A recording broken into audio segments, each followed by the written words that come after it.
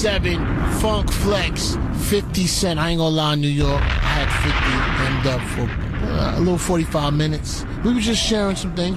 We was recapping. Yeah, we went through it. And going forward. All right, Fifth, how are you, man? I'm good, man. I'm feeling like I'm right in that pocket. I got my finger on the pulse of what's going on. Making some good records. Yeah, good yeah. collabos. I mean, just showing a little consistency again.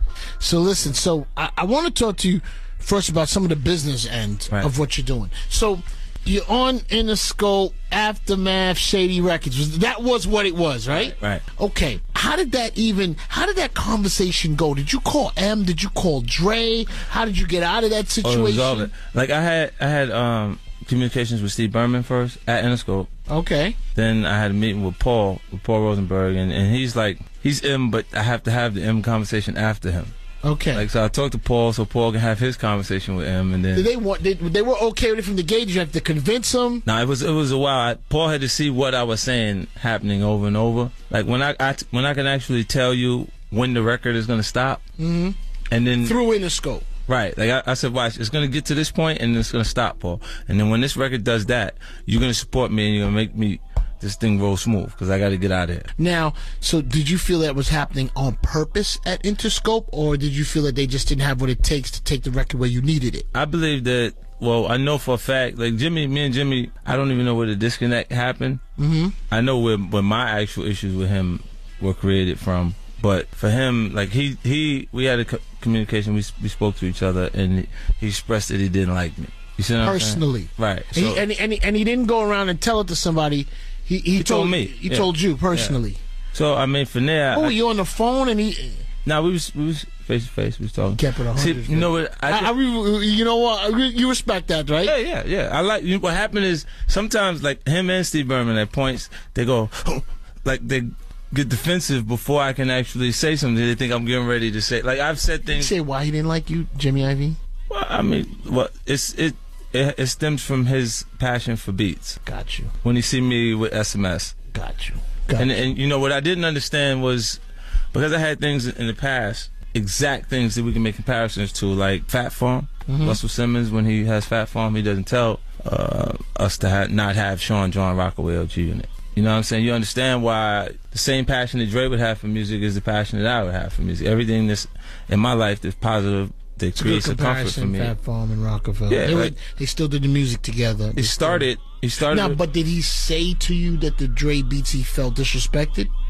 Dre never expressed that. No, but did Jimmy Iovine express that? No, but I know where it was coming from because Steve Berman, at points when we communicated with each other, he'd say, "Your competition, like you get excited and say you created a competitive company. You're the competition." Now, did they want you at Dre Beats? I'm sure they did. They did it with every other artist. They didn't come right away when I'm the guy to come to right away. Like M's deal with Beats happened during his last album.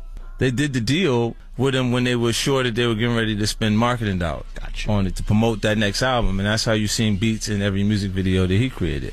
You see what I'm saying? So, look, when it came time to shoot My Life, it was me, Eminem, Adam Levine, and the only request at that point was that the SMS audio headphones didn't end up in the actual music video. And they were in a full panic in Detroit when we was actually shooting it because they was like, how do we tell him? Like, who's going to tell him? Like, I'm not going to tell him. But like, I think you had an idea that they were going to say something to you. You're a smart guy, 50. Then they sent Barry to do the dirty work. And then you didn't put it in. And then did you put it in or you didn't? No, I didn't put the headsets in. But you know what I did? I wore a hat, the SMS audio hat. Okay. And they actually blurred the logo on the hat. Taking you to a bad place. Yeah. And I'm like, what the like, I'm sorry, the first thing, like, I couldn't even understand, like, for you to alter the clothing, like the 8-ball hat he got on right there, if you decide you just to erase the 8-ball on the hat, so you spending, at post-production, you spend money to... Is there a deal in place between, like, a Beats and an Interscope where it's exclusive?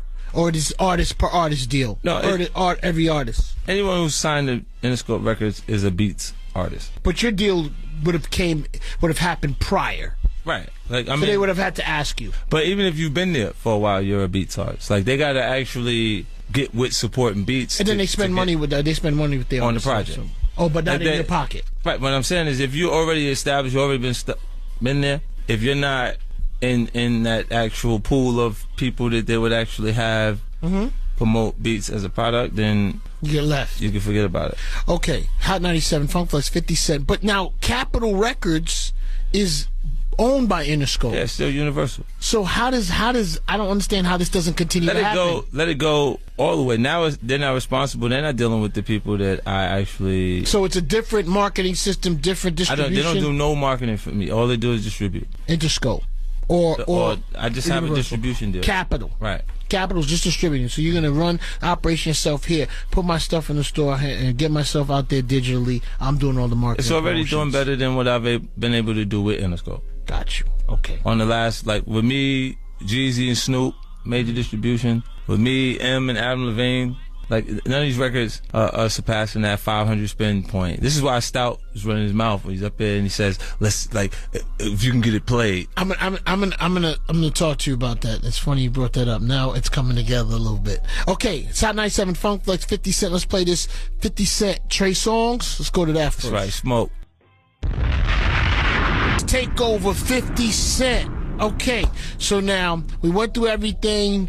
The Dre beats and Interscope, you talked to M, you talked to Dre, we talked about that. So now you're at Capitol, but you had mentioned a little while ago, so Steve Stout, well, I want to go prior. You had came on my show and you had mentioned about Steve Stout once, about doing business, maybe him not returning your calls or saying something and it never really worked out in doing business. Right. Meaning between you and him. Yeah, like. So did you feel like he was smoke screening you, or?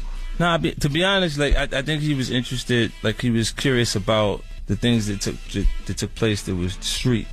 Gotcha. Like that energy, and he wanted to know that. So it was like he's intrigued by it. So he wanted to like create confirmation for what he had heard. Okay. In that communication, and after that, it was tough for me to get Stout back on the telephone. On the phone. And then so it's almost like, okay, so then you do that. You talk about him on my show. Then he goes to Angie's show. Yeah. At some point, then he talks about kind of like, I think he was a rapper, and possibly we'll see if his hardcore rap is going to get played. Was that? Yeah, and he was trying to be funny too. He talking about his aggressive content. See, look, I really wish I could like not have so many people and so many cameras around when I actually had the conversation with him. But so did you feel that he had insight towards what was going on at Interscope Records, and he was kind of referring to that by when he's talking about getting records played, not played, your hardcore rap? Right. Is that what you felt? It's obvious that they would say. Because he used to work at Interscope. Yeah, he's in communication with them, so he probably was aware of that. But now I'm sure he's scratching his head at how well action music is performing right now, and he just without the system. You know what I'm saying? It's not like when you look at what they would provide for your actual marketing. Like I look at my marketing. I'm actually a part of developing what it is. Every single album cycle. And I started all my records without Interscope. I launched the songs myself. We got them to 500 spins. This is why I had my own radio department. When I complained about the performance of the staff that was actually there, they shut me up by giving me money. And it was like, okay, get your own staff. But really it was giving me more responsibility, saying, all right, here, take the money, get your own records played. Gotcha. And then when you get it to 500 spins, we'll kick in and we'll take it from there. But you had but Fifth, you had some great years. Some great, great records. I think the real disconnect and the point that the negative energy comes is when I decide to commit to SMS audio while they promoting beat. That was, you think that was the biggest issue? Yeah. It's Hot 97, Funk Flex, 50 Cent. This is a huge category we're talking about, like audios. How many headset companies are out there? But they feel threatened by me immediately. You see what I'm saying? It's like, so you were going hard, as you should. Yeah, like I think how I even knew about it, it was one of the I forgot one of the conventions you was on the tube. Yeah. Like that's how. I'd have been a little shook.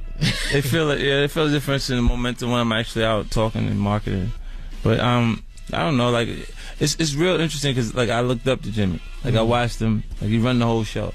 Like everybody. So I looked at it and he's passionate about the music. Yeah. So I will watch what he's doing and say he was cool. Like, but it's tough for me to like somebody who don't like me. You know well, what I mean? If he told you that, I can get where they can get a little crazy. So it turns into I can care less about you. It's Hot 97, Funk Flex, 50 Cent. Of course, 50's going to be on at Summer Jam. You can get your ticket at Ticketmaster.com. But what about, let's play you and Yo Gotti. Yeah, don't worry about it. Adam One Bishop. Let's go. Summer Jam, I mean, you know what that's going to be. All right, so I want to, first I want to ask you, I really want to see where your mind's at on the rap game, especially New York rap game, as well as, I mean, I'll start with Queens first. I mean, let me see. Nas, you're on Summer Jam with Nas. Yeah. Which I found, I mean, great, but what's you these days, 2014, what's you and Nas's relationship like? We're good. Like, I went to see him. He was in New York recently at was it the Beacon Theater? In the Beacon Theater, he was doing like rehearsals and running through the actual show because it was like the 20th anniversary of Illmatic. And went by there? Yeah. You went to the concert? I didn't go to the concert. I went to see him ahead of the concert when he was actually doing his rehearsals and stuff. What made you not stay for the concert? Nah, he called earlier that week, and he was like, "Yo, you want me on Summer Jam?" Yo, you gotta tell me what's going to happen because I don't know. Wait, now did he want you to come to get on stage with him? He was just saying like, "What? I know you got something crazy planned. I just got to make sure that we in the loop, like we know what's going on." So he wanted to know what were your Summer Jam plans. Yeah. I mean, it's important. Like stage. Yeah. You know, because you know what it's like. Secrets and surprises. He wanted to know. You gotta have it. Like, well, the city, check this out. It's a lot of things. You do a lot of shows at different places, and none of them are as memorable as the Summer Jam performances when they're done properly. Correct. You know, I expressed my on Instagram my concern and what's another good word? I expressed concern and confusion, disbelief, disappointment in just look, you know, in you, not you personally, but the situation of at least how some of the G Unit stuff was unfolding. Right. And I know we talked a little bit out in the hall. I mean, I definitely got your take on it. But what do you think? Like, I mean, what are the chances? You know, Fifth, I can speak for me as a fan of music. I mean, I like going to Summer Jam or any other big concert and seeing the artist that I love and what he's affiliated with, or she, and hearing the records that are, you know, my favorite records. Right. I mean, do you, like, is there a chance, even though with everything you know what, everything's moving, because I feel like there's been nothing said that nobody can't come back from. Is there a chance of, like, you know, I mean, G Unit is yours, your entity, your thing. I mean, you, Banks, Tony Yayo, those are artists and groups that you put out. I mean, under your wing, and you made those things sell, and you put the energy behind it. I mean, can we see it at Summer Jam? You know, it'd be there's a possibility for us to do things, but they got to get themselves together. You know, as is that a convo? A convo? No, they have to. Or more than a convo.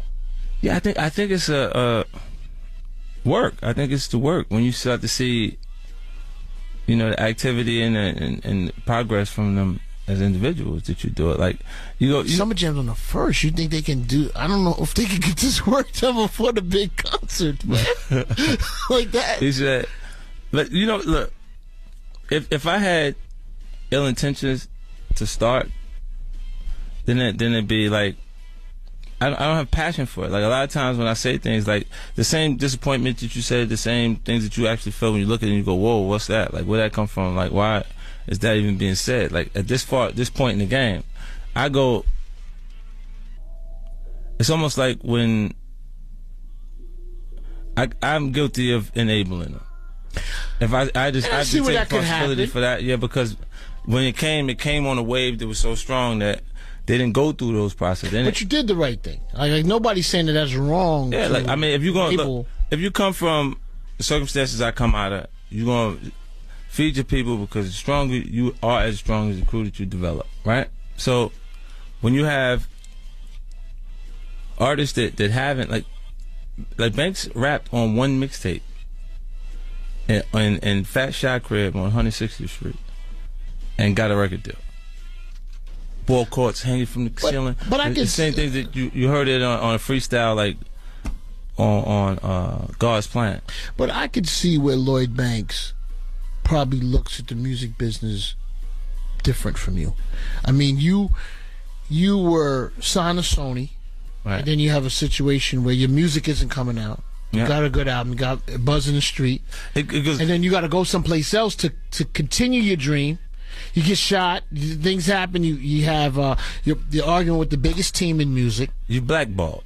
Yes. Completely. There's no way you getting in because people going, I really like what you're doing, but I don't think Banks, and I say Banks are maybe a little bit, and I don't know your business in the inner circle. I say Banks more than Yayo because outside looking in, it feels like Yayo may have I don't know if he's been with you longer, if you've known Yayo longer. Yeah. I feel like from the outside, that's what it is. I feel like he understands you more. But I mean, I could see where Banks, because that struggle that maybe you went through, you look at the game differently than he's looking at the game.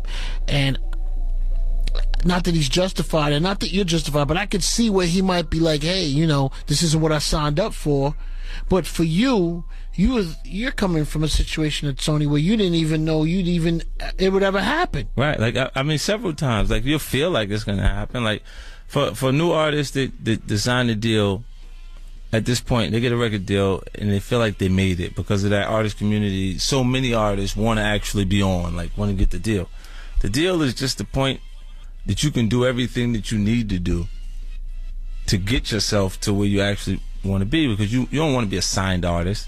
You want to be an artist that is a functional artist within hip-hop culture that's out and earning. But yes. But I don't personally know Banks. I don't personally know. I mean, I know him from seeing you guys together. Every artist doesn't have that. Every artist doesn't have that entrepreneurial vision, though. And I mean, whether you like it or not, you're elected Big Brother. Yeah, I know. mean, it's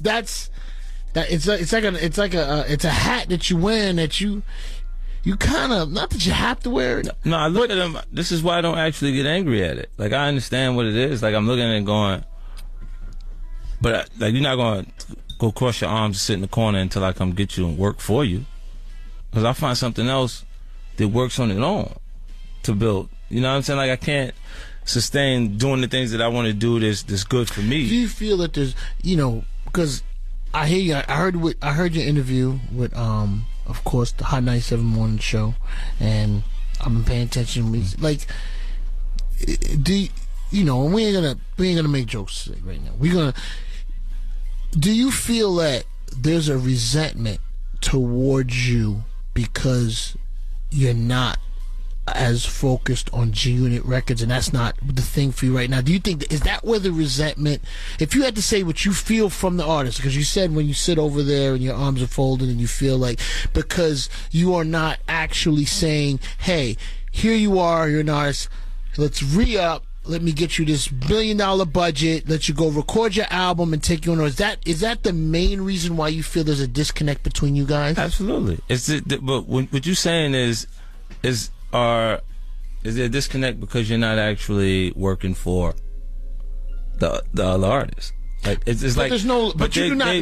Correct me if I'm wrong. You don't have a label deal at a situation at the moment. Right. I don't want the label situation. Like, you don't even. That's not even the way of doing business anymore. No, it's not the way to go. For me, at this point, I would never, like, as a new artist, I wouldn't even do a deal with a major record company. Has Banks said to you, why is my project not on a label? Has he personally said it to you? Or you feel it?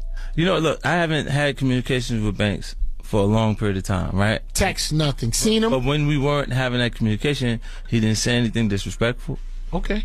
He didn't say anything, even, I would go, I used to say, yo, he's almost retarded. Like, I say this only because I go, how they didn't call to find out if you can go get another record deal?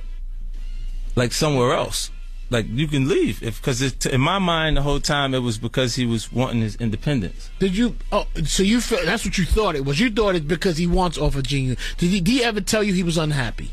No, never expressed. Never mentioned it? No, never expressed that he was unhappy. So maybe he's not. With G-Unit, but the way it actually happened, flex. Like, it was one of those things where it's like, we went to Atlantic City. We was in it was a showcase after like for Top 40 and Crossover Radio, and it was like a little performance that we would do. Now this is you and the whole G Unit, right? So when I get there, I realized, yeah, I need this because it seems like an important story to me. This is what year? This was 2 years. This was 2 years ago.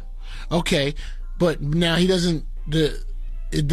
He's still signed to Interscope during G Unit at this time? No, he wasn't. He wasn't signed to you. They Interscope let G Unit go because their contractual obligations said that they were to be paid $750,000 a piece for their next albums. They were getting paid so much, the contracts were so good they couldn't keep them on it. Like, in the climate that we're in, it's like, go ahead, let them go. We'll pick up 10 new artists for $70,000. So now you're at this showcase. There's no longer G Unit Records. It's you, Banks, and who else? It's me, Banks. Ye is there. Jeremiah is there. Okay. Hot Rod, and you're there to perform. Okay, yeah. Now tell me what happens. So we're there, and I realized when we actually interacting with the heads, the DJs and stuff that are around there, that they expect a show to happen tonight. Yeah, like, we will see you at the show tonight. And I go, oh, they expecting a show. Like, I was like, yo, we thought like the showcase is like, okay, we're gonna go showcase, so we can do a couple songs. I said, I know how to fix it. Look, we're gonna call all of them, tell them to come here. We're gonna make one show. Okay. And come on and off. So it's like, Jeremiah, you can start it because the R&B energy is it's more mellow. There's no way you get the same energy out of that you get out of the boom bap on a hardcore hip hop record. So let you start that, and then when you get to past Birthday Sex, because Jeremiah can play them keys and do everything else, so it brought a value to the actual show, letting him go first. So he went like 3 songs, and then I came into the show with him because we was doing Down on Me. At that time, it was like a #1 record at that point. So we did that, and then we started to roll off into other records. But I had to call them to get them all into the room to say what records you want to do. We got to put Hot Rod in the spot so he could do his couple records, and then we come out, and then when I asked Banks like what records did he actually want to perform, he was like he was stuck. Like, and to me, P's and Q's was the hardest record on that album. You know what I mean? And I'm like, so did it offend you that he didn't pick a record, or he didn't have in mind what to do? No. When I pointed to the record, I was like, yo, you don't do P's and Q's? Like, when you go to perform your shows, you don't do this song? Like, this is the hardest record on your. And he's like, why? Because you want it? Okay. That didn't sit well with you. And no. I made a rule like not to have internal conflict, like not to fight each other and shit like that, because I didn't want to create the energy that I seen within that Death Row camp, or have even Knowles. There's points that he'd have a show would be popping, the energy around him as an artist is extreme at that point. How did you answer Banks when he said that? Did you was that a turn off switch for you? Were you done that day? Because I'm feeling like your facial expression made me feel like it might have been was that the first time there was something and the last? Yeah, when he said it, because I looked at it and I was like trying to understand where he was coming from, and it was in front of everybody, of course. Then he pointed out that he hadn't been on my last record, like last album, right? My last album or the album. You're like, I ain't been on your record, this and that, and I was like, so what? You don't have to be on none of my records. Like, me being on your records is the favor.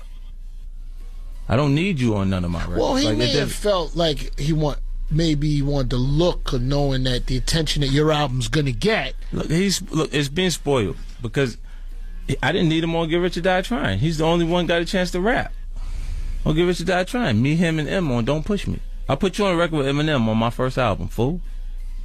I didn't have to. Don't nobody even know you. Like, look. This is how. But that goes back to not having situations prior. No, that was being spoiled. And he goes, I agree. Yeah. But I expect, me, outside looking in, Fifth, I expect a Banks, a Tony Yayo, a Freeway, a Siegel, a Jewels. I mean, in his situation, I expect like those artists that come through those camps to kind of have their expectations because of maybe the way it jumped off. I mean, I expected it to happen. Did you not expect that to happen at any point? That maybe you might feel that the artists are getting spoiled? You didn't? Yeah, I didn't really see, like, because I saw it as the first opportunity that I could take to build the things around me. I built it. How did you answer Banks when he said those things to you in Atlantic City? I said, like, because I told him, you don't have to be on none of my records. Are you crazy? Like, I don't need you on my record. That was the first time you and him had any type of words about music or a disagreement. Right, I never knew. That was the first time. Yeah, I never knew he had feelings about him not being on the record at any point. Because I'm not obligated to put these guys on my records. Are you crazy? Like, if I creatively do something where they don't fit. Did he ask you? Did he ask you to be on it? No. Me personally, I'd have said, yo, can I... That's kind of hard. Can I jump on that? I'd ask. That never happened. But none of them, like nobody that, like I get all this kind of confusion all the time. Though I get like an artist, I give the artist a deal. They come in and because they can capitalize off of the association, they get a deal from someone else. Like people come and want to do a deal with them, trying to get closer to me. When you said I don't need you to Banks, what did he say? How did it end? How did that come? Did it end like it was good, or y'all felt like it was still not good? I stuck to what I was telling them. Like I said, if you actually like throw the punch or you do something, that you going home, right? So I said that day. No, I said to everybody the entire time. The only thing I wouldn't accept is internal conflict. I said, fight whoever you want to fight. There's so many people that's come, shoot them. Shoot the people you want to shoot. Do whatever you want to do. Do not fight each other. Don't shoot each other. Amongst team. Right. So it's like when I was pointing out. So you took that when you were talking about a radio show that 50 Cent is at. Right. That is to benefit the team. And to be honest, you kind of really don't need to do those anymore. No, listen. At the same time, and you felt that when it happened, there was some back talk. You made your suggestion in front of the radio team, and before you go into the show of something that you've done for years and understood, and you felt then Banks being a new artist. And an artist who maybe hasn't been around the block as long as you have, questioned why you're doing a record just because you like, and then took a time to take that opportunity to say, yeah, but I wasn't on your music. You felt he was disgruntled at that point. Yeah, he was. And at the same, while we're saying this is how confusing it is, because this is not a point where anything happens for him without me. Like I financed everything in connection to that record, his last album. Me and my Benz and Bentley started up. Like that was a swap. He didn't do Kanye performance on the actual record. So how did that work? Did you put the money up for that studio? The entire time? record. Yeah, but so it was what, a G-Unit independent release? Right. Benz and Bentley, that whole album. So because I'll be honest, I didn't know. FHM too, yeah. I didn't know. I thought that was an independent label release for Banks on his own. I didn't know it was. Nah, it was a G-Unit. I paid for everything. So and then and your radio team worked it. Right. So now we're at the actual. I didn't conference. know that. I swear to God, I didn't know that. Right, so I thought it was his independent album that he did on his own. I thought you weren't even involved. I didn't. Right. It probably helped more that people felt like it was just him by himself, because it gave him that. I felt like it was like. I stayed in the background. Yeah, but I stayed in the background. I feel like it had your blessing, because I saw you in a couple of interviews talking about, but I didn't know it was your money. Yeah, and I thought it was he put up his money, and then said, "Hey, Fif, I need your help with this." Okay. No, but I stayed in the back on purpose on the records. Like Benz and Bentley, and they're doing the remix. I'm sitting there like. So this conversation in Atlantic City was after that album was out. Right. It was like after the album's out, but he still needed to be there to support. Like the next time you guys see each other after Atlantic City, it's not even really words. You have a disagreement about the music, your prior album. You guys do not see each other again. We wasn't in the same room or face to face with each other for no text, over no a year. phone. Oh, and then you see him in a year. I guess it must not been smooth, because we're not smooth now. We seen him, but like when I seen him, it was at Chris Wake. Okay. That was the next time that I actually seen him. And it was like what's up? Just keep it going. You know what I'm saying? So like, you also, now, you as being the businessman that you are, and business, just musical business, I take it that you, because I would have felt this way, so I don't want to speak for you, but I'm just going to tell you what I would have felt. You would have expected, not an apology, but a continuation phone call to get through, because obviously we didn't see eye to eye last time we spoke. In whatever direction it's going. Tell me you want to go do things on your own, you want to do that, and I give you my blessings, because it's tough. It's really hard. It's a lot of stuff that they're not or let's link up. In. Or when you do want to be part of stuff, let me know you want to be on my album. Or whatever. No. Don't let me know. You didn't even feel any. There was no conversation after that for you guys to feel comfortable. Right. Like, put it this, I would communicate with his attorneys, because they would still be in the mix and around, like the Hector and them. And I explained to them. Is that because you felt you and him couldn't talk?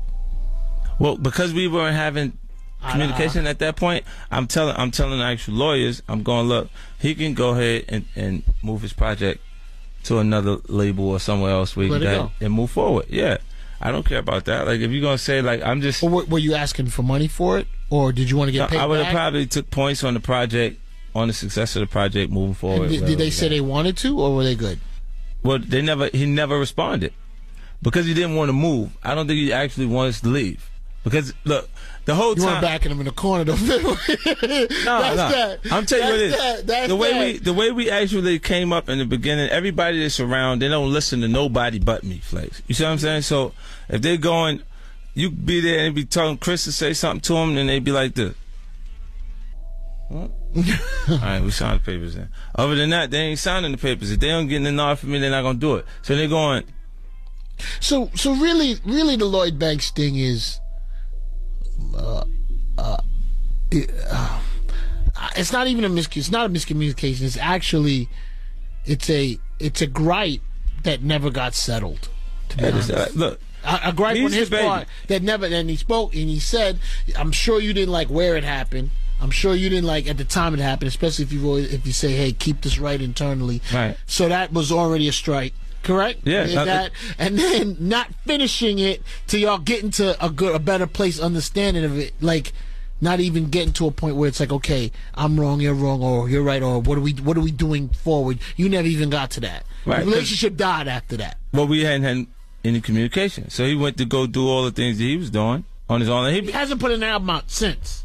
He can't put an album out. Like, so he's like, when he goes make the mixtapes, and it's a lot of work, 18 cuts on the Coke on it too and all that, and I'm looking at him going, what are you doing? Like, well, I don't see no videos, none of this stuff that would actually affect the way people consume music now. So I'm looking on, he don't know that part. The last record, like when we did that whole album FHM2, if you look, there was videos that came out that said directed by 50 Cent. You can't say no when I come to the door. I knock on the door, yo, come on, we're gonna shoot the video to that other joint. And then, so now I gotta have the camera and actually be the director to get rapid content for people to actually look at it and say, oh, it's cool. I really care for them to hear the actual, really listen to the lyrics now. So if we put even the vocal performance in front of it, then they go, oh, okay, now he says some lines on that joint. Like, that's what he do. He sit there and he write punchlines all the time, and he make, you know, POK. He's a punchline king. The kid is like, he always been like that. He's like lazy. That tattoo he got on the side of his arm, you look and say Lazy Lloyd. He's always been that. Like, you could just sit there and just not make a move. Sometimes that's dangerous. You know what I'm saying? Because it puts so much time in between you and the issue. But in signing him, you did know the type of artist he was. Right. I always make comparisons between him and Jay and Fabulous. To me, they look like the same person to me. Like, they're internal. So a lot of times they like laid back. You cannot really see them in the room sometimes, but they'll be watching everything that's going on. You know what I mean? And they have created content, material that I want to add you because you always do something that stirs my. It's Hot 97 Funk Flex. Let's play. Hold on, we haven't played that yet. Yeah, right? Check this out. Play that. I'm sure you've been, because I know you watch everything. Yeah. Jay-Z and Drake. I mean, what is your What do you feel outside looking in, you being a person who likes these type of situations? I think it's good, man. I don't think it's a dangerous competition for Jay at all. You don't think it's dangerous? Mm-mm. Why? I mean, there's no, like, he got a lot of things that he could pull that won't be, I mean, for the new position and the new perception of him. This is Jay-Z you're talking about? Right. So it's certain. What is that perception? Well, I mean, of course he's accomplished himself in business in so many different ways that they're gonna have him under a different scrutiny of let's say the conservative, audience that won't accept certain things and energy. So you got to have a reason for. Like, I saw for the first time that adjustment was made in his presentation when he was explaining why he created an album in a short time period that was the last one inspired by American Gangster. Oh, remember, okay, he had to say that it was inspired by American Gangster. I was like, I didn't understand why that was necessary to add that information. That it was a short period of time and it was inspired by. Why do you think he did it? It's because, well, there's an audience that Beyonce has an audience that's completely conservative. Her last album, like Drunk in Love and stuff like that, was like real racy content for them. Like, and there was even questions of whether she was pushing the boundaries or going too far with the things that she was actually saying on the records, when creatively it's just what she wants to do in presentation, obviously, and I think I love the album. Yeah, I love the way it was launched. I love the way it came out. I've actually had the experience one time, so it's a cool little thing. Like, some of the records, some of the things that she actually spoke on actually happened. So if there's a I think, like, I don't really see it going past. You mean Jay-Z and Drake? Yeah, it's not lyrically. Who do you pick in that situation? I don't know. It's going to be what musical choices. The production choice count too. It's the same ether versus the other genre. But so you don't have a preference in the word for word. What is the actual situation about anyway between Jay and Drake? I don't know. I thought it was something that he inherited from Kanye. Because they had that for a while, like going back and forth. You know what I'm saying? But Drake and Kanye, was that? But I don't know. I see them on things together. I see them. Yeah, but I see them in pictures. I see them at the concert in Toronto. I didn't even know. I mean, I thought it was competition, but I didn't know there was like a I don't like you, you don't like me. No, but I mean, I heard your last shit. I hated it. My new shit sound like greatest hits. Okay. Like, it's like a lot of lines I think apply to. You see those lines too, right? You look boy. Look boy. I know you be catching them like they catch. So you think the Dre? Yeah, I'm sorry, not the Dre. You think the Drake is because of Jay's Kanye affiliation? I think it happens that way because when he's actually. What do you think about? I think it's natural that this takes place at some point because, I mean, Drake is with Wayne. Okay. They just have issues with Wayne, while Drake had some issues with Kanye. So, if they both left out there at the same time period. Now, Rolling Stone had put out some behind the scenes, or I should say, some words that were said in an interview that were off the record about, and Drake commenting on how Jay-Z talks about paintings. I know you heard about that. Yeah. What'd you take from? What was your take on that when you heard that? I don't know. You know, it was funny. It was funny with it. I laughed at it. But you know, it looked like I laughed at it. You laughed at it because I knew it. You laughed at it because it was funny because you respected it, or you didn't respect it. It was funny because of how he said it. And I was like, okay, so he really going there, huh? And I was like, all right, let's see how this will play out. You felt those were step into the arena words. Yeah. And at the same time, like, I understand why the painting statements are there. It just means that there's a sophisticated vibe and things going on around you. Like, you know, it's like, it looked like paint splashed on the wall. If you're looking at abstract painting, if you don't know who's who or what it is, at anyone, if you're not into it, it's hard look for at me it to and just be like, what's that? How much? Like, I've been in a gallery one time, they had paint on yellow pages. like on pages out of the Yellow Pages. How much was that page? And it was like, what? I said, let me get one of those. Let me make sure my phone number got to be on that page for me to spend that kind of money on that. Bitch, look. How much was it? Like $300,000 for it. Hold up. $300,000 for someone painted on the actual Yellow Page, from like a Yellow Page book. And it was like black. It was like black with brushes. Like I was like, it was. It seems like it is the thing for artists of late. I noticed. It's a lot. I know Swizzy. I see a lot of artists, a few artists. I think now Fab. I'm not sure if Snoop, but I know there's people into the art, painting the art. No, yes. Snoop, I've seen him have like easels and stuff like that. He even have it on his timeline, like artwork from different people that he be posting and stuff like that. So he into it, but that's not my thing, man. So you follow super, that's Twitter or Instagram? On Instagram. Who's some of your favorite? Who's your favorite person to follow on Instagram? I follow like 5 people right now. It's so Snoop's low. one of them. Yeah, but Snoop was so rapid. He was posting so much, I had to take him off mine because it was all Snoop. It's too busy. Yeah, there was so much stuff going through there. He posts about 15, 20 things a day. Let's play a record with you and K-Kid. Yeah. This joint right here is called Every Time I Come Around off Animal Ambition. Fellas, it's your boy 50. Yes, sir. I want to ask you about a couple Queens raps, couple new Queens rappers. Action Bronson. Yeah.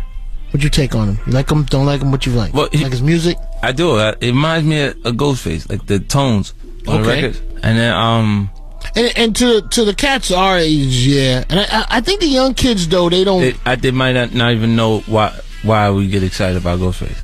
Do you like the action sounds like that? You don't like it? What I don't know.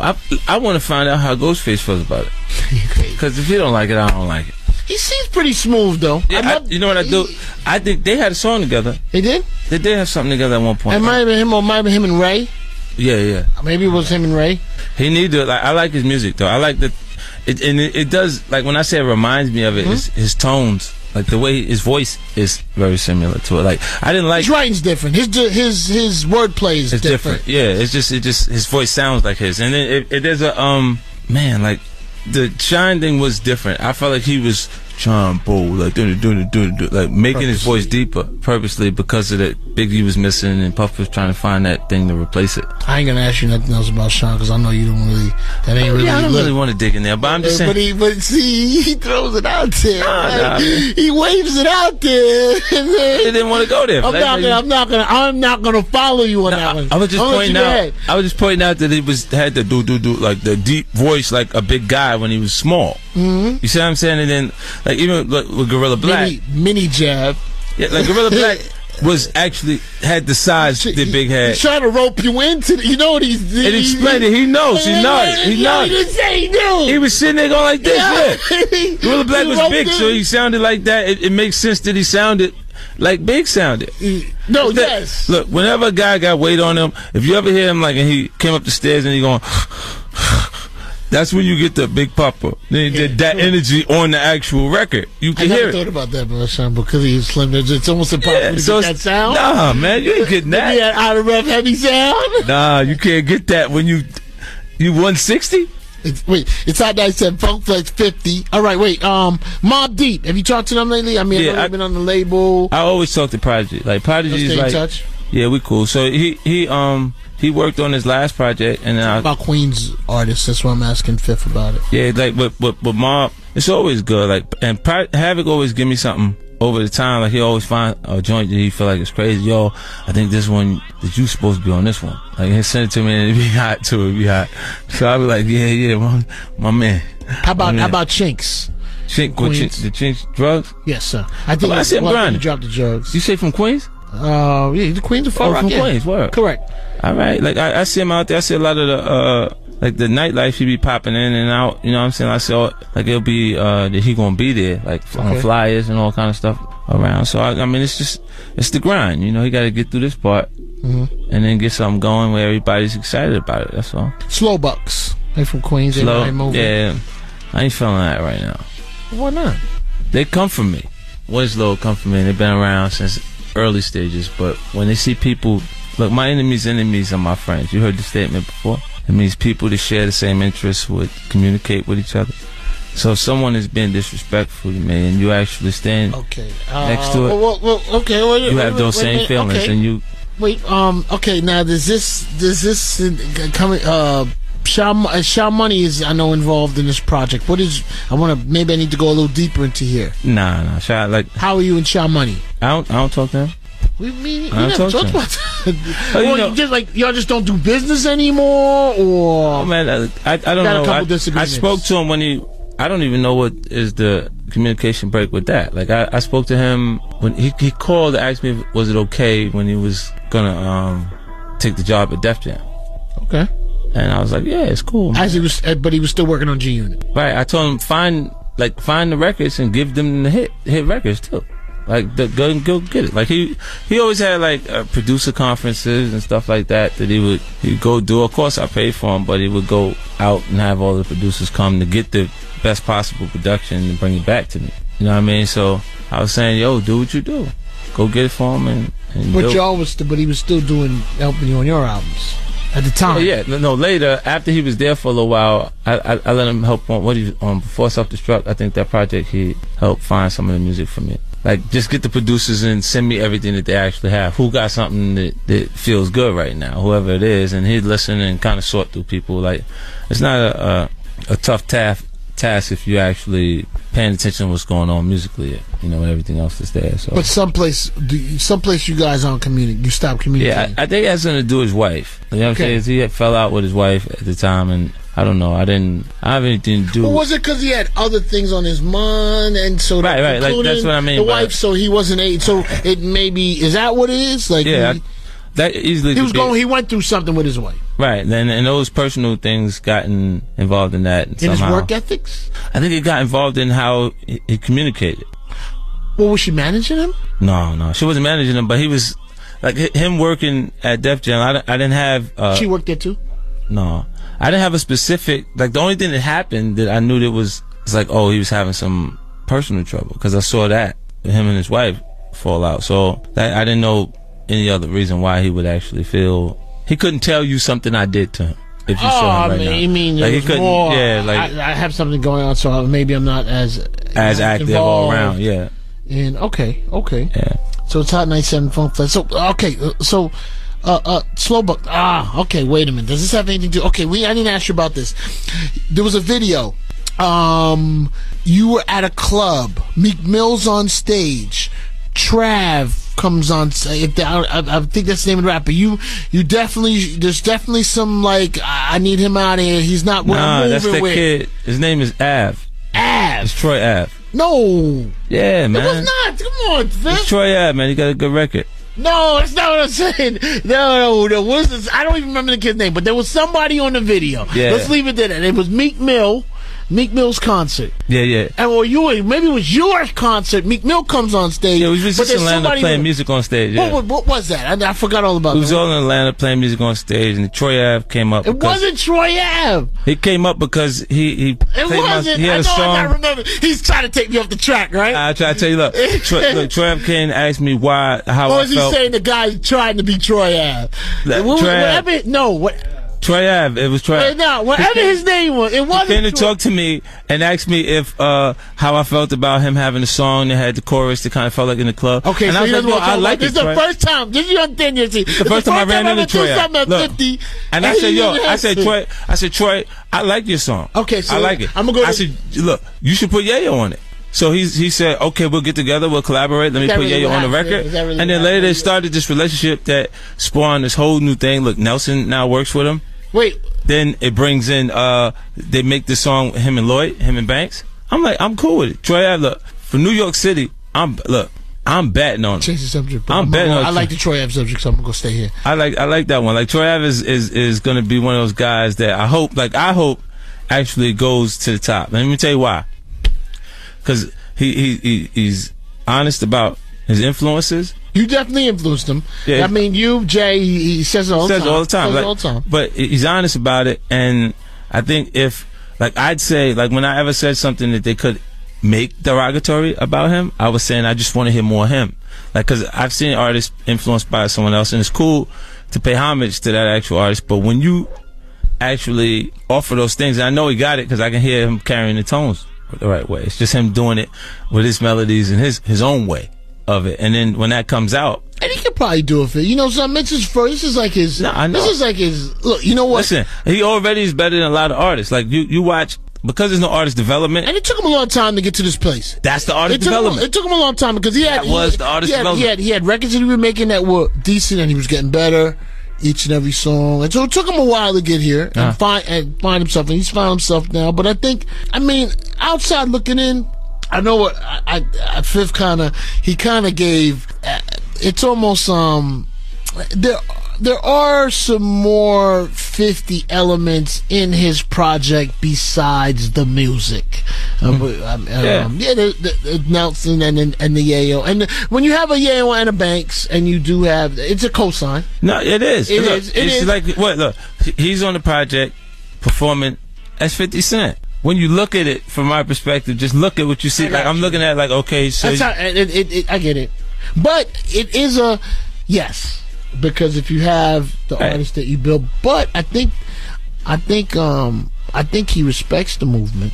I think he likes the movement. Look, I've seen it from his respect around me. Like when he's there, like when I've seen him a couple times. So it's like I like to see him do well. I like to see.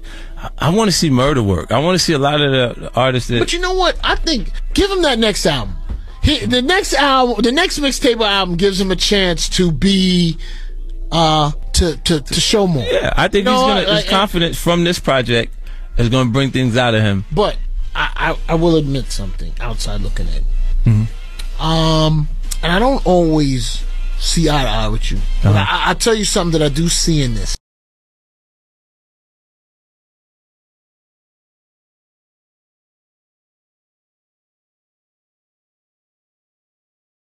I like it. And he goes, when Ye's on the actual record, I said, that's good. At least he's working. He's doing something. So when the Banks part happens, I go, wait, what's going on? Then I go, in your mind, I can't get him. I have not spoken to him in 3 years. But I never seen him on the record or doing nothing at the same time because he's just been at home. So he goes, when he hear the record come out, and I go, oh, so how? And I go, oh, I know. It's Nelson. You see what I'm saying? Like they're saying. Okay. And then it's going, but at that point, you look at it, you say, I know Banks doesn't know that it's not okay to make the record because it's coming from Nelson. It's coming from the office in his head. He won't do anything without it being all right with me. And you felt like this is like you don't have a problem with it, but let's communicate. Yeah. And let's also communicate on what we have built here. Yeah, like look, he'll not communicate with you on our build here, but I'm hearing you on guest appearances. Yeah, like I see like Banks put like this. He'll go even when I'm not speaking to him. He's still gonna make sure it doesn't start me to go on the wall with him. I ain't gonna lie, man. I want to hear you on the record with Troy. I do. That's just me. I ain't gonna lie. I want to hear it. I want to hear it. Maybe I mean, you know why? Because that's me. Because of his early influence of you and 2014 Fifth. That's me though. Yeah, I know that he's gonna be able to come up. And maybe as him, and I can't speak for him, but me, I'm thinking, if I get Hank and Tony, I know one day I'm going to get the big guy to come down here. He may have been thinking it, and if he doesn't really know what's going on within, then, you know, he's he's moving on some. I'm sure he was looking to the big guy any minute and get a verse. What is happening? Like when Ye start with his mouth, I know he was like, what?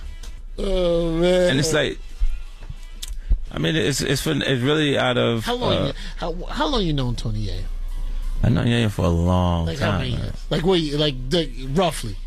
Maybe about 16 years, 17 years. Man, there ain't nothing that y'all can't fix. Yeah, so it's a long time. Like ain't nothing y'all can't fix. That ain't no longer than 17 years.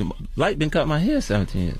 Marquise is 17. I'm getting old. God damn, I need a break. When's the last time you spoke to Yayo? I ain't speak to him in a minute. Months? I don't want to talk to him because. Look, they had this stuff together. Wait. You know what? I'm going to tell you what I'm not going to do. I am not even going to take you there. I'm going to ask you a different question. Okay.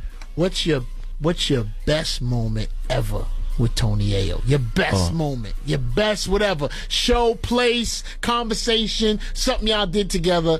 I want to know that. Oh, we was overseas at the first time we was overseas at the MTV. It was the MTV Awards in Morocco. What made that so much fun to hang out to when he was out there with you? Oh, it was crazy. He was crazy because he was on the run, right? It was the first trip.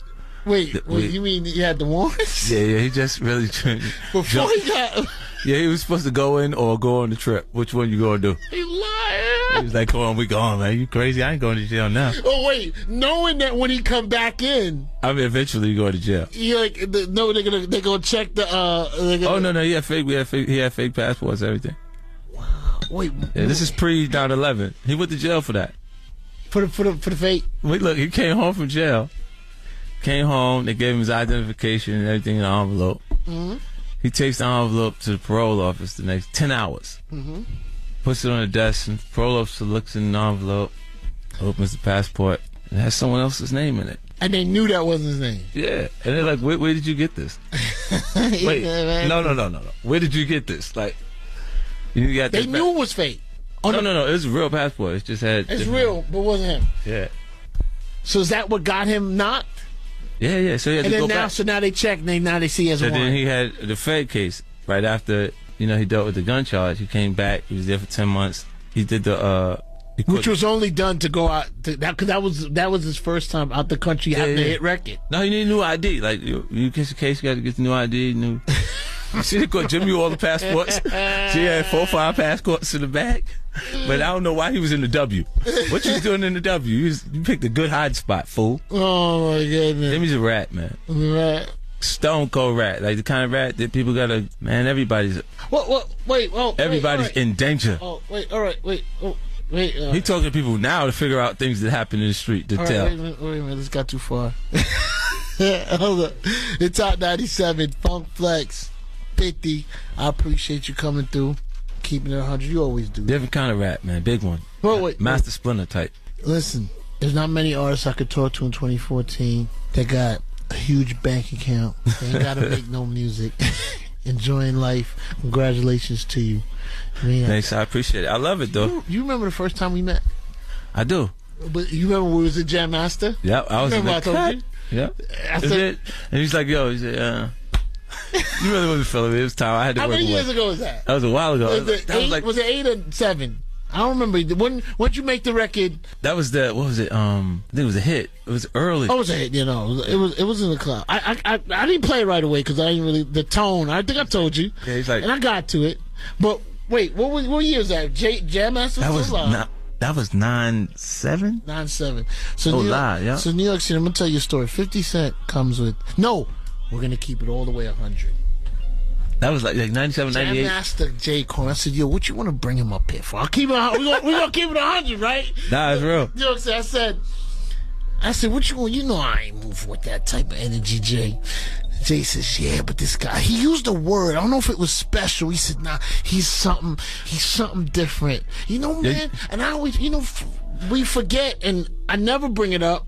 And the stories make me remember. But Jam Master was really the first. Like, I don't even know how that even. He got it. I think I was already saying I didn't want you on the show. Look, I don't know where that came from neither, but I knew I wasn't wanted. Yeah, I think I didn't want him on the show. And Jam Master was on the call, but Jam Master's the type of New York. He didn't just call. He would explain the artist. Yeah. And he said that this guy specials in the hood in it, and he's under my wing, and he's a good dude. He gave me that. And he's so. Fifth comes. I think you had on the bulletproof vest. Did you? Yeah. And for some reason, you know what? And I think I wanted to be a sucker with you a little bit. I'm gonna tell you what. I wanted a moment to say something to you where Jay couldn't hear me, but I wanted to make sure that he understood how I felt. And I think I said something. You correct me if I'm wrong. I said, "I hope I see you," or you. Or you all right? Like you said, "I hope I see you again." Like you'll be all right after all this. Like I said, "I hope I see you. Hope I see you again after this record." We'll see. But I made sure Jay couldn't hear me, and I wanted him to hear me. One of those things where if you don't have a hit record or you don't have anything else after this record that makes sense for me to be here, you're never gonna be here again. And I knew he knew that he's here because of Jay. Yeah, and I'm like, okay, I get it. But I think the next time I saw you, you performed at the Tunnel. Yeah, that was How to Rob. I was back at 98. And New York City, that record was tearing through that club so hard. Yeah, and then it was like, I was like, I belong here, boy. told you I belong here. Yes, you did. But I remember New York. I have not remembered that story until today. That we met. And he did see. You know what it was? I wrote things in the studio that Jay had that Jay-Z did in concept. Like somehow the rap game remind me of the crack game. Just concepts that I wrote. And Onyx was moving with you. They was definitely. You know what happened? They would come to record. Like they were the established group that Jay had. They would come and they'd be like, "Oh, Onyx in the night." So everybody would kind of like watch what they doing and let them have their sessions and stuff. And it was cool. Like I had seen them boys before, but they was like in New Tribe. Yeah, I've been out for a long time. There was a gap. You didn't. When did you come back? None come snapped back to like 2001. 2002, like in late 2002. Snap. The money started. That was a reinvention because you came back with a team. It's not even the same voice. Flex. It was a little different. You know, right? The one with the bullet, man. The bullet make the sound better. Everything works. So that single was on Sony. Yeah. And then but the album never came. This is what happened. They didn't understand. I saw myself approaching the release date, and I was dealing with a system that Columbia would spend a lot of money because they had the cookie cutter mentality. They would do it in very small increments, but across the board, the way it's supposed to be. They were never the big money spender back then. They were kind of like sign artists, see what happened. We'll put the money on it when it's going. But time would make that budget legitimately a big spend because you had a car service, right? Take you back and forth to the studio. You had food at the studio. You had this, you had that, and it starts to add up. And how'd you get that deal? Were you under Tone and Polk? You know, I did. I did. I signed it to Tone and Polk from Trackmasters. That was actually Corey got me the deal. Corey Rooney. Yeah, like he was the executive producer of my project and Jennifer Lopez's project. How did you get on his radar? You were there before. That's before Jay everything. Yeah. No, from Jam Master Jay. Jam Master Jay brought you to Corey? No, I ended up with Corey next because the Jay situation is like Jay didn't really have a label. No, he didn't have a functional label. He had a label name, but it was like functioning like a production company. Like develop the artist, bring it to us, and play for Def Jam, and they could decide whether they're going to take it there or you could take it to another label or something else. But they had the first look at Def Jam, and I after a while, like I was there for a while, and I was like, I gotta do something different. And when Jay passed, he was still in the situation? Nah, when Jay passed, I was already out of. That's why the police would want to blame everything on me at that point because it was like, oh, that's right. Yeah, that's like right. they blamed it on me, like, they definitely wanted to know what was going on. Yeah, and then I'm like, I don't know nothing about that. And they was asking a question because they thought I said somebody did that to Jay to send me a message, and I said, then I didn't get it. The UPS truck didn't pull up. If we not getting no money together, what message you sending me? You know what I'm saying? And it was like, it wasn't tied to nothing. They just wanted to make it that. Who was the one at Sony Records that told you we are not going to put out your project? Who made that phone call to you? Well, none of them called. They just nobody didn't answer the phone anymore. That's why I see him now. I be looking at him. Tone was with who did it? Who was the one not picking up the phone? Well, Tone was actually with Stout when I seen him at the basketball game. Was Stout at Sony then? No, he already done. So it wasn't him. It wasn't Stout. Yeah. So, but who didn't pick up the call? It was Tone and Polk. But they had they was doing the presidents. There was the presidents of the company. At the time. Yeah, they ain't want no parts. They don't want that. They ain't built like that. They ain't really built like that. Like, it's not, and it's like I'm not mad at it because when I see that the person really is not like that, they didn't even call you to. They didn't even. Okay, they're not asking you to turn in the album. They're not asking you. No, it was over. It was over. They weren't cutting you no more checks. Over. And it's like, the beauty of it is, like, I worked with them. They were the first people I worked with after I was back. I came down, actually. Jennifer told Puff that he should work with me. So me and him worked together, and I wrote some things for him, and then You wrote some things for Puff? Yeah. Get out of here. Yeah, I did. How early? 97, what, 97, 98? Man, that was 2000. Like after I got shot, when I came back. So did he know it was like you writing for him, or yeah? Or He'll tell you he left out of the actual room that I was writing in, came back because they was wrestling out for like Wolf and it was playing out front. So it was just you and Puff was in the room writing. No, I'm writing. He was out doing what he was doing, but they was wrestling outside. I didn't know what was going on. We came back in the door. You seen that Mac 32-shot clip. I'm out here riding. When I'm riding, I'm coming dolo. So I'm really, I'm coming right. If it's out, and this is right after I got hit, it was like. And he requested for you to write for him? Yeah. Jennifer told him I was the guy to write for him. He had me come down. I was writing, and then. Oh, I'm feeling that. After that, I did. So you had an early Bad Boy check. Yeah, I wrote Paradise with A. Marie and LL Cool J. Like, cause they had the Trackmasters had a Rise to the Top loop, and it's tough to sell like Kenny Burke loop because we've been using it for so many years in Queens own it. Yeah, it's already like mandatory. Yeah, so it worked. That worked out once they had the chorus locked in, and because Pope called me down to write on that, we worked, and then Lil Haiti, a Haitian Jack, he started working with Governor. You know, and then from there, and then you put him in your camp for a little minute. Yeah, he was working for a little while, and then he went to go do some other things. Then he down there in Virginia.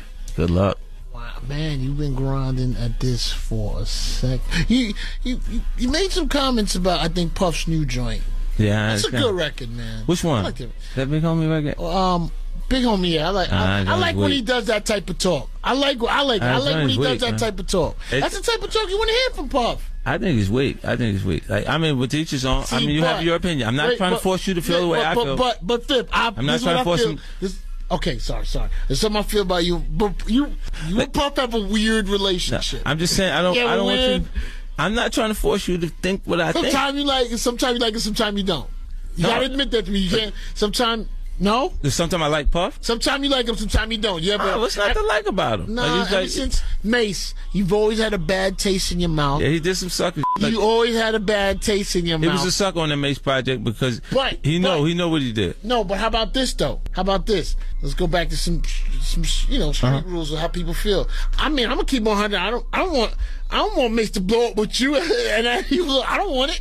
I don't want to see that. I don't want to see that.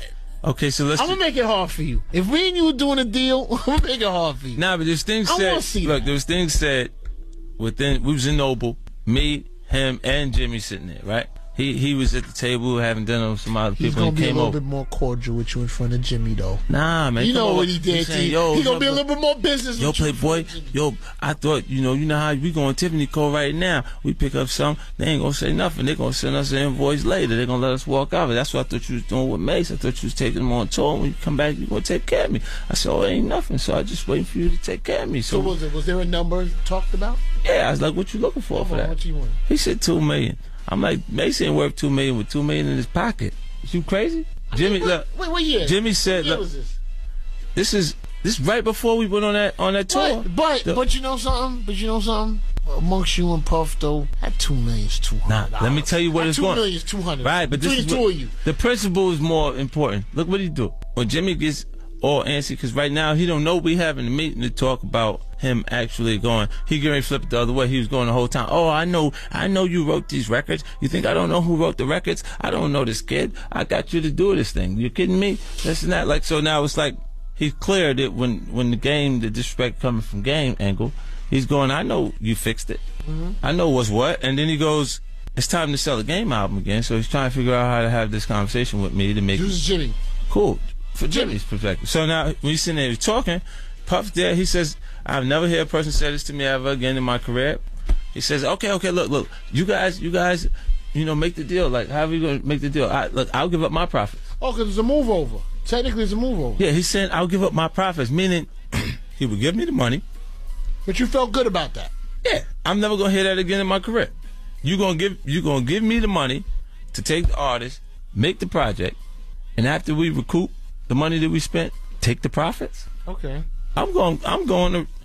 Man, Mace might not even get a chance to write all of the record. I'm trying to write the record for him. At that point, you felt like Jimmy was giving up a good deal. Super good deal. Never ever again. And you kind of feel Diddy made the deal hard. Yeah, like after he just said something that I'm never going to hear from my career ever again. How much would you pay if the $2 million wasn't right? What would you pay for Mace? Man, he was $1 million over what that was supposed to. He could have got $1 million out of it. All right.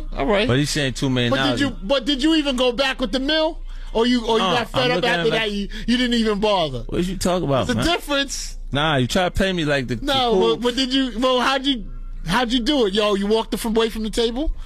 Yeah, but look, the way, how you know I walked away? Look, because I'm with your facial expression, and everything gave me like a Like he was like, yo, I'm out. That's like, look, this next time was Chris was getting married. Oh, wait, hold it. Time out. Listen, let's backtrack. Hold on.